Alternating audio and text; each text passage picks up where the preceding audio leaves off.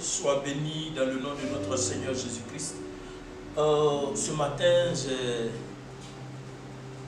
l'opportunité de parler avec toi d'un sujet qui me tient à cœur. Et je voudrais juste donner comme titre un homme, un don, une destinée. Avant de continuer, je voudrais qu'on prie le Seigneur. Père éternel, nous voulons te recommander ce moment. Je prie que tu viennes prendre le contrôle de ce moment. Papa, nous avons besoin de ta parole. Nous avons besoin de la puissance de ton esprit, Père. Qui change les vies, Père, qui transforme les vies, Père. Seigneur, sans toi, nous ne sommes rien, Père. Parle-nous, Seigneur.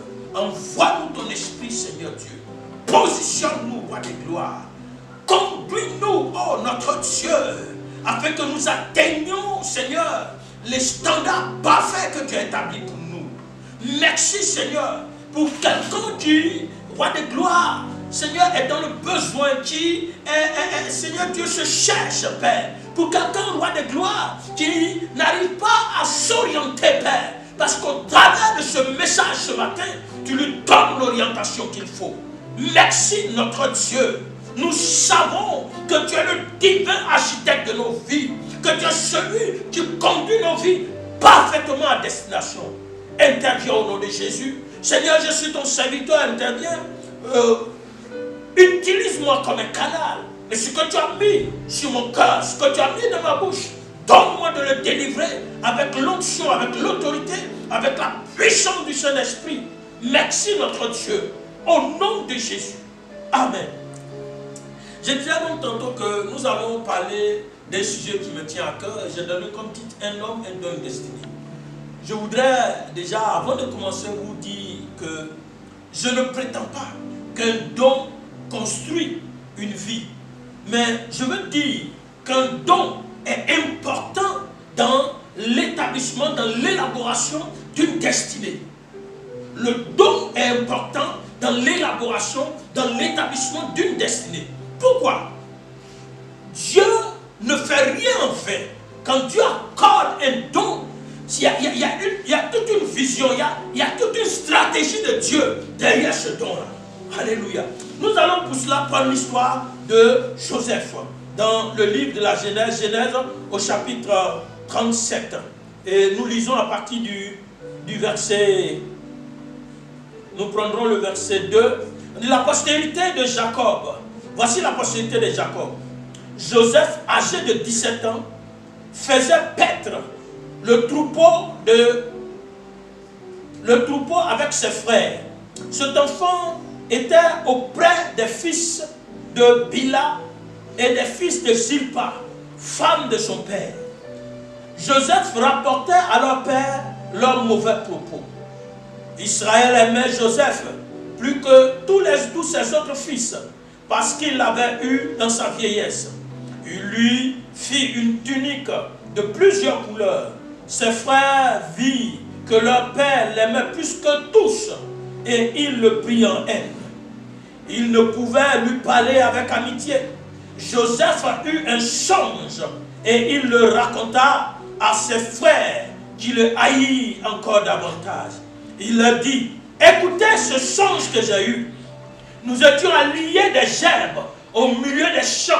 Et voici, ma gerbe se leva et se tint debout. Et vos verges l'entourèrent et se prosternèrent devant elle. Ses frères lui dirent: est-ce que tu régneras sur nous? Est-ce que tu nous gouverneras? Il le haït encore davantage à cause de ses songes et à cause de ses paroles. Il eut encore un autre songe. Joseph, il est têtu. Il eut encore un autre songe. Et qu'est-ce qu'il fait? Il le raconta à ses frères. Il dit: j'ai eu un songe, j'ai eu encore un songe. Et voici, le soleil, la lune et 11 étoiles se prosternaient devant moi. Il le raconta à son père et à ses frères. Son père le réprimanda et lui dit: que signifie ce songe que tu as eu? Faut-il que nous venions, moi, ta mère et tes frères, nous prosterner en terre devant toi? Ses frères eurent envie de l'envie contre lui. Mais son père garda le souvenir de ces choses. Amen. C'est toute l'histoire de Joseph qui nous intéresse, mais nous voulons aller par ça.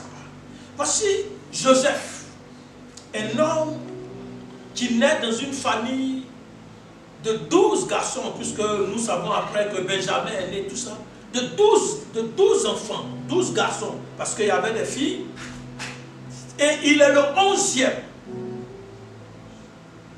Mais Joseph est plus aimé que tous les autres par son père.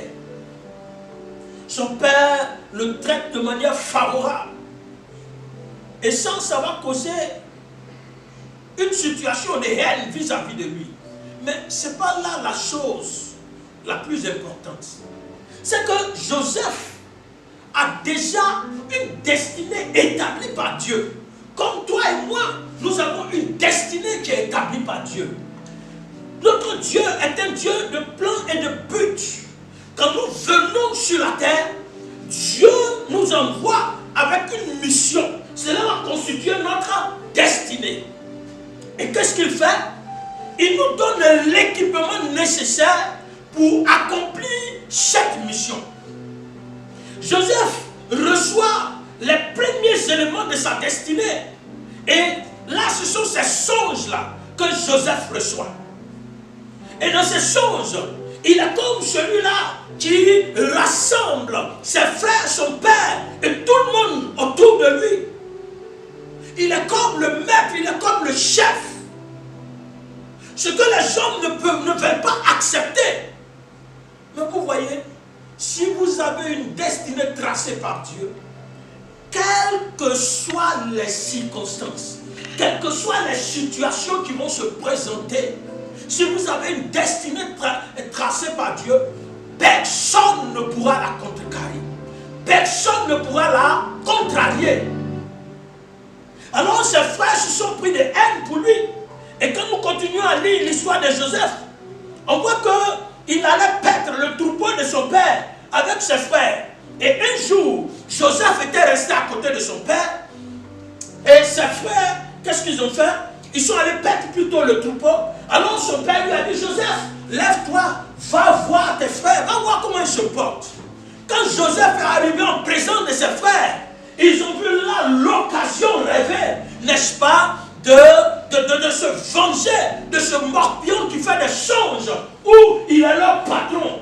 Ils ont trouvé là l'occasion de mettre fin à ses rêves. Oh, beaucoup trouveront l'occasion de mettre fin à tes rêves. Mais je veux dire à quelqu'un, oh, alléluia, je veux dire à quelqu'un, quelles que soient les méthodes qu'ils vont utiliser, quelle que soit la force qu'ils vont utiliser, ils ne pourront rien contre toi. Amen. Parce que Dieu a établi que tu seras élevé. Parce que Dieu a établi que tu seras positionné dans ce domaine précis. Joseph était positionné dans ce domaine précis. Alléluia. Il devait être celui qui a le contrôle sur la maison de Jacob. Alléluia. Alléluia. Amen. Il est important que vous le sachiez. Si Dieu t'a établi, si Dieu a décidé de t'accorder la prospérité viendra à toi. Tu n'auras pas besoin de faire quoi que ce soit. Seulement rester dans le plan de Dieu. Joseph, donc, il va voir ses frères. Et ce jour-là, qu'est-ce qui va se passer? La Bible dit que quand Joseph est arrivé, au verset 18-19 du chapitre 37, ils se disent l'un à l'autre, voici le faiseur de songes qui arrive. Venez maintenant, tuons-le et jetons-le dans la citerne. Nous dirons à notre Père qu'une bête féroce l'a dévoré. Et nous verrons ce que deviendront ces songes. Beaucoup se plaignent de toi. Ils parlent trop. On dit, il a une destinée merveilleuse. On voit qu'il est en train d'avancer. Il a de la promotion. On voit que c'est un homme que tout le monde apprécie. On voit qu'il est honoré. Mais venons, faisons-lui du mal. Et nous verrons comment ces honneurs qu'on lui accordait, qu'est-ce que cela va produire. Nous verrons. Il y a des gens qui veulent arrêter le plan de Dieu. Oh, il est impossible pour l'homme d'arrêter le plan de Dieu. Mais nous sommes en train de parler d'un homme, d'un don et d'une destinée. Joseph avait une destinée. Il y avait un plan de Dieu pour lui. Le plan a été révélé. Cependant, des gens ont décidé de mettre fin à ce projet.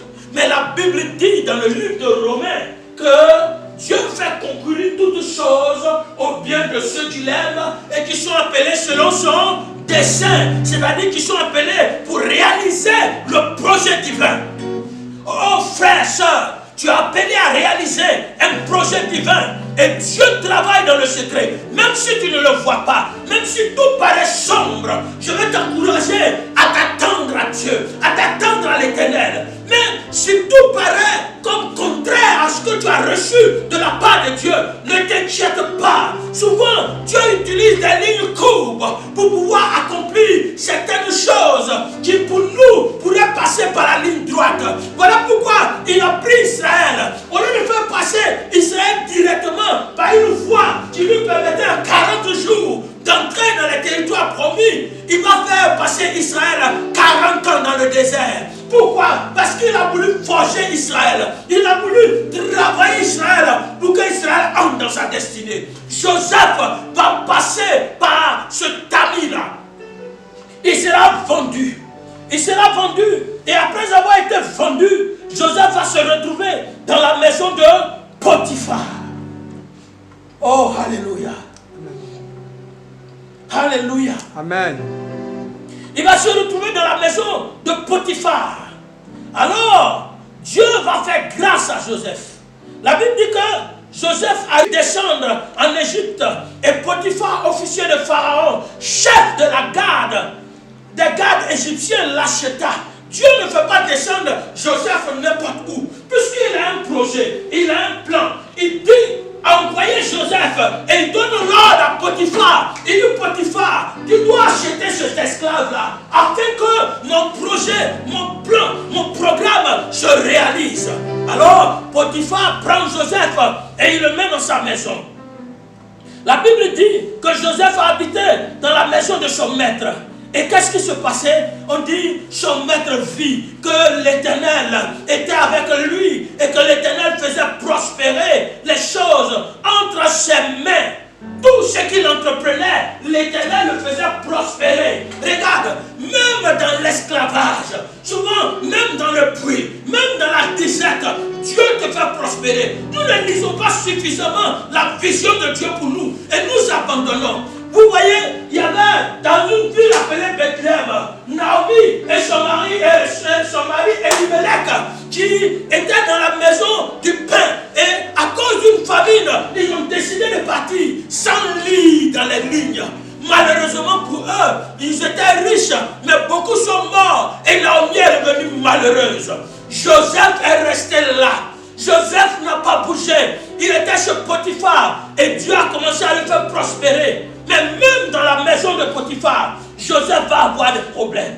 Alléluia. Amen. Pourquoi? On dit, lorsque la femme de Potiphar vit que Joseph était beau, qu'il faisait bien les choses, au verset 12 du chapitre 39, elle lui dit, couche avec moi. Aie des rapports avec moi. Joseph refuse. Elle prend le vêtement de Joseph et elle accuse Joseph. Qu'est-ce qui va se passer? Quand elle accuse Joseph,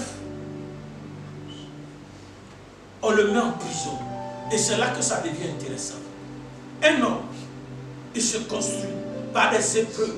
Il se construit par des situations par lesquelles il passe. Mais il se construit par la vision de Dieu pour lui. Joseph avait à l'esprit cette vision. De sorte que quand Joseph était chez Potiphar, Joseph ne faisait pas pitié. De sorte que quand Joseph était chez Potiphar, il n'a pas arrêté de servir Dieu. Il y en a, on t'a dit, tu seras un tel, tu auras un grand don de libéralité. On t'a dit, tu seras un entrepreneur. On t'a dit, tu seras un puissant serviteur de Dieu. Mais quand les difficultés se sont présentées, tu as abandonné. Si tu n'as pas su faire confiance à Dieu. Regarde, Joseph se retrouve dans la prison de Potiphar. Waouh, Dieu est merveilleux. Il se retrouve dans la prison de Potiphar, puisqu'il a été accusé à tort. Joseph entre dans la prison, il ne se plaint pas. Il continue à faire ce qu'il faut. Il continue à avoir la bonne attitude. De sorte que le chef de la prison remarque Joseph. Et qu'est-ce qu'il fait? Il lui confie tout. Un homme, un don, une destinée. Qu'est-ce qui va se passer? Joseph va voir deux officiers de Pharaon qui sont en prison. On a dit quoi? Il y avait le panetier et puis l'échanson. Il y avait le panetier et l'échanson. Et qu'est-ce que Joseph va faire? Il va commencer à s'intéresser à toutes ces personnes-là. Joseph savait que Dieu l'avait déjà investi d'un don de révélation par les songes et par l'interprétation. Et dans la prison de Potiphar, Joseph va voir le panetier et les chansons du roi. Et un matin, parce qu'il s'intéresse à eux, nous avons dit que les dons sont pour l'utilité commune. C'est pour que les autres puissent en bénéficier pour la gloire de Dieu. Quand tu as les dons et que tu ne t'intéresses pas aux autres, tu ne pourras pas voir les dons se manifester parce qu'ils s'exercent par rapport aux autres. Joseph avait de l'intérêt pour la personne humaine. Il s'intéresse à eux. Et dans la prison, il a tous les prisonniers. Il les sert, il les gère, il prend soin d'eux. Parce que Joseph attendait le moment particulier où Dieu allait intervenir. Et voilà que ces deux ont des songes. Alléluia. Alléluia. Ils descendent dans la sphère de domination. Dis-moi Amen. Amen. Dans la sphère de domination de Joseph. Amen. Alléluia. Ils descendent dans le lieu où le don de Joseph va se manifester. Donc ils ont des songes. Et tous les deux expliquent leurs songes à Joseph. Alléluia. Amen. Ils expliquent leurs songes à Joseph. Et qu'est-ce qui va se passer? Joseph reçoit les songes et il donne des interprétations. Il dit à l'un que dans 3 jours, Dieu va relever ta tête. Et le pharaon va relever ta tête. Et tu vas continuer à le servir à nouveau. Et il dit à l'autre, attention, dans 3 jours, tu es un homme mort. Alors, Joseph finit de parler et ses songes se réalisent. J'ai dit quoi? Joseph finit de parler et ses songes se réalisent.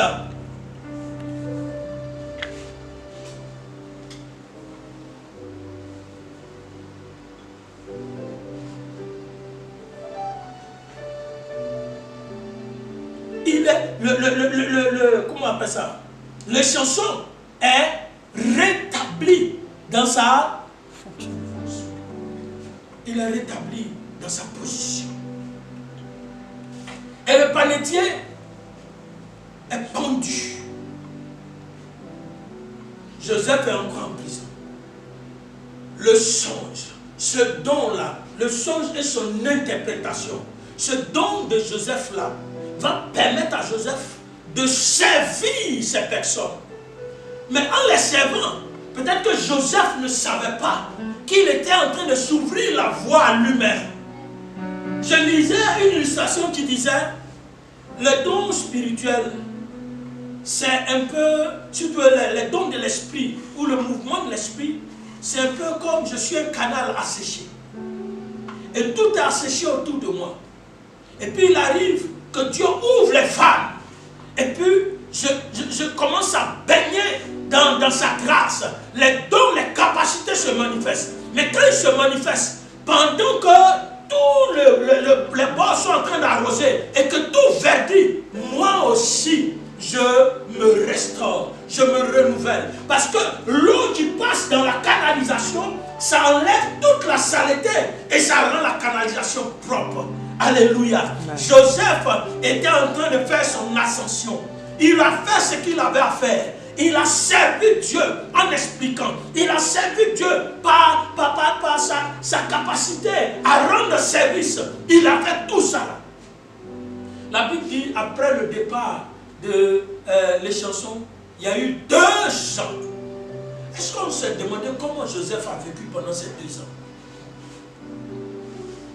Ce que j'ai comme conviction, c'est que Joseph, pendant ces 2 ans, a continué à servir les gens autour de lui. Il a commencé à s'intéresser aux gens. Pendant ces 2 ans, il a certainement eu des révélations pour des personnes. Il a certainement expliqué, donné des interprétations, des choses. Puisque dans la prison, on a su que Joseph avait donné interprétation et que la chose s'était réalisée.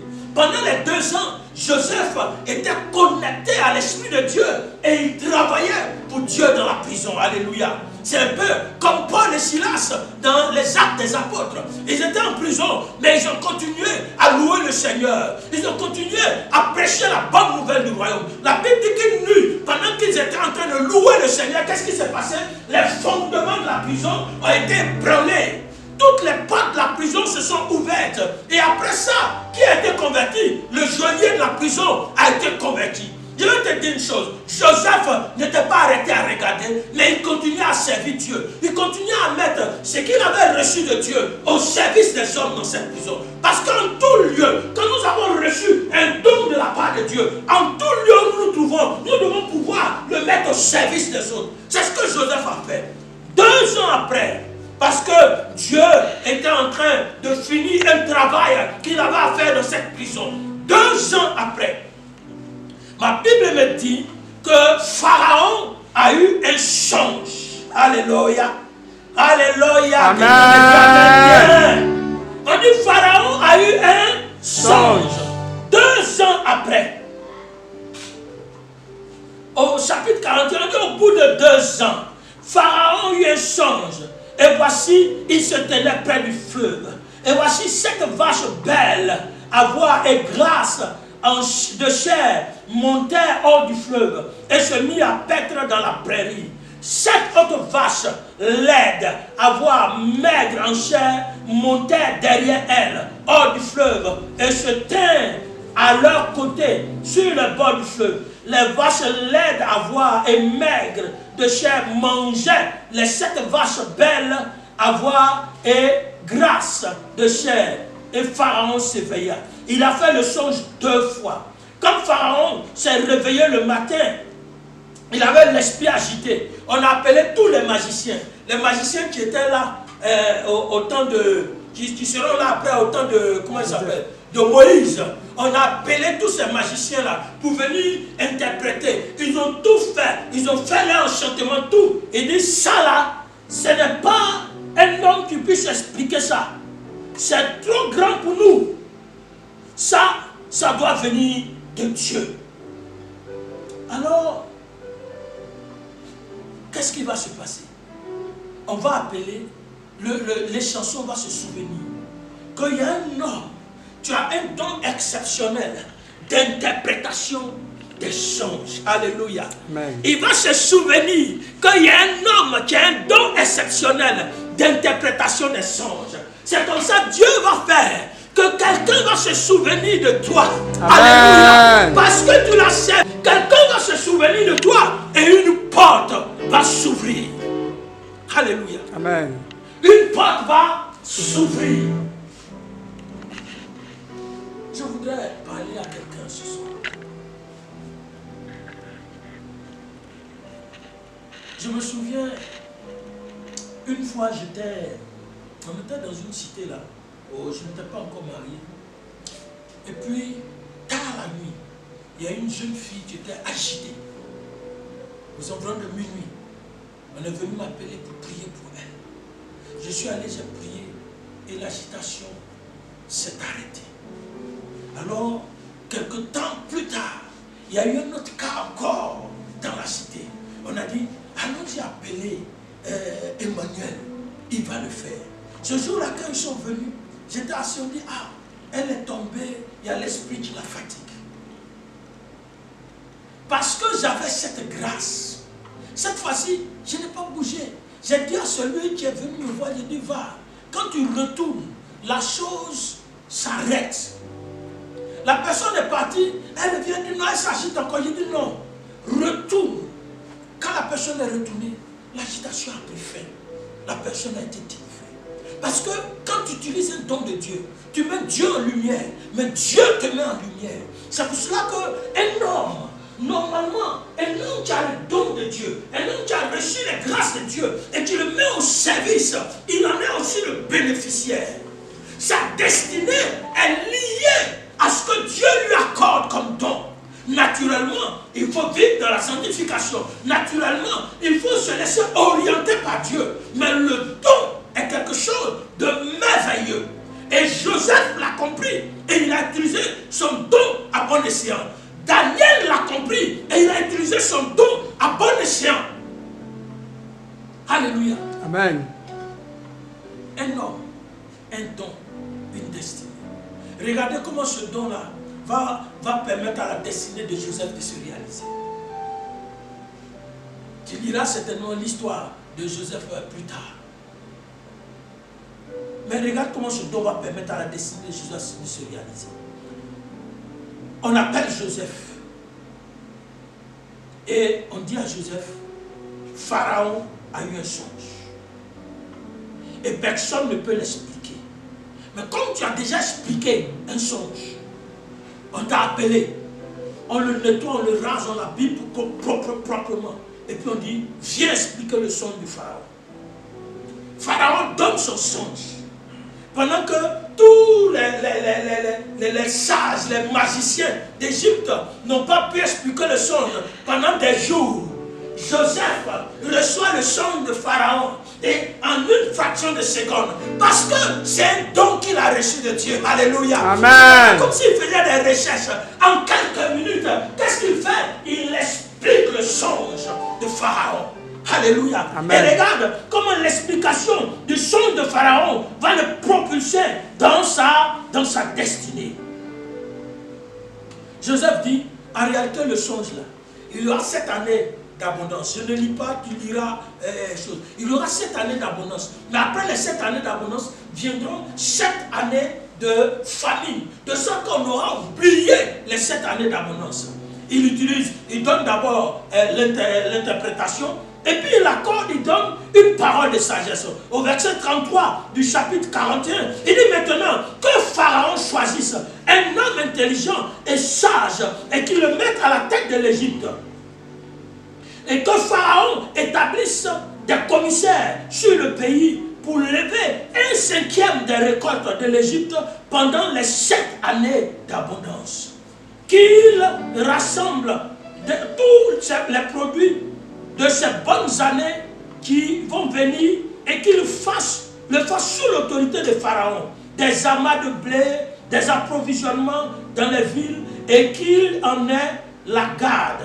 Ces provisions seront en réserve pour le pays, pour les 7 années de famine qui arriveront dans le pays, afin que le pays ne soit point consumé par la famine. Alléluia. Il explique le songe, l'interprétation et donne une parole de sagesse. Et Pharaon, il regarde, il est tellement content, il dit, mais qui peut faire ça à part toi, Joseph? Joseph rentre dans sa destinée. Qui peut faire ça à part toi, Joseph? Tu as le don d'expliquer les songes, mais en plus, tu as la parole de sagesse pour nous donner de savoir ce qu'il faut faire. Qui peut faire ça par toi? Qui? Alors, qu'est-ce qui va se passer? Joseph devient commandant dans l'Égypte. On dit au verset 42, Pharaon ôta son anneau de la main et le mit à la main de Joseph. Il le revêtit d'habits de fin lin et lui mit un collier d'or au cou. Il le fit monter sur son char et qui suivait le sien, et il criait devant lui, à genoux. C'est ainsi que Pharaon lui donna le commandement de tout le pays d'Égypte. Voilà comment Joseph a eu le commandement de tout le pays d'Égypte. Regarde, quelques années plus tard, les 7 années de famine ont commencé. Et qu'est-ce qui va se passer? Les frères de Joseph vont venir. ils vont trouver Joseph établi maître en Égypte. Et qu'est-ce qui va se passer? Ils vont se prosterner devant lui. Un homme, une destinée. Ils vont venir se prosterner devant lui pour dire, maître, nous sommes des frères et nous venons de très loin. Et nous sommes venus pour acheter de la nourriture. Joseph les regarde et puis il sourit. Alléluia. Il les regarde et il sourit parce que son songe a commencé à se réaliser. Joseph vit ses frères et les reconnut, mais il feignit d'être un étranger pour eux et leur parla durement et leur dit, d'où venez-vous? Il répondit, du pays de Canaan pour acheter des vivres. Joseph reconnut ses frères, mais il ne le reconnut pas. Joseph se souvint des songes, alléluia, des songes qu'il avait eus à leur sujet. Et il leur dit, vous êtes des espions. Et puis au verset 10 du chapitre 42, non, mon Seigneur, tes serviteurs sont venus pour acheter du blé.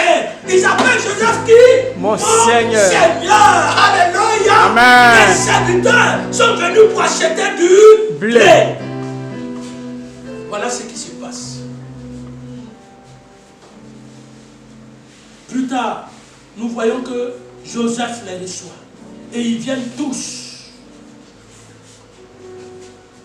en Égypte. Il leur donne de la nourriture. Et ils prennent le pays de Goshen, où Joseph les fait installer. Alors, Joseph prend soin d'eux.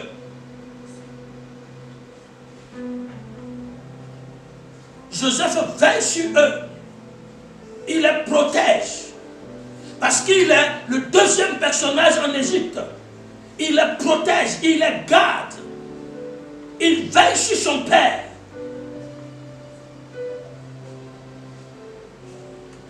Alléluia.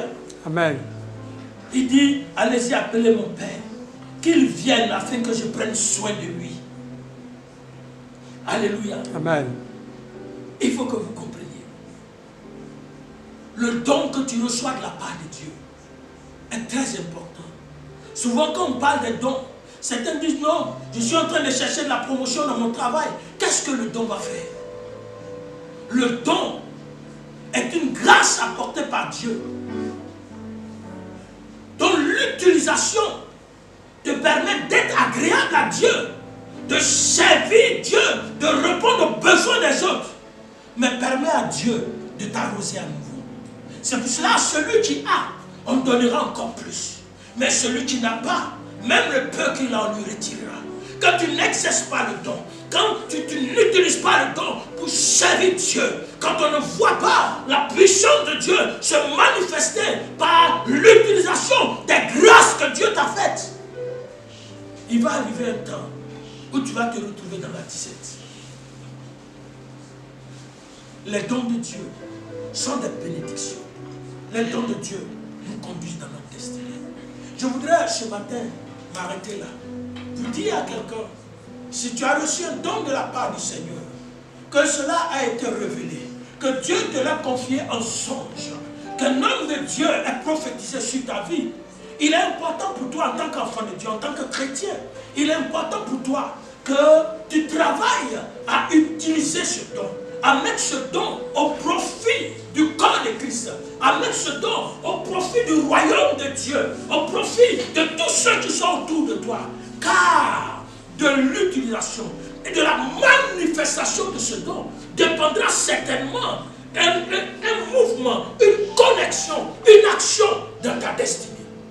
Que Dieu te bénisse et que sa grâce repose sur ta vie.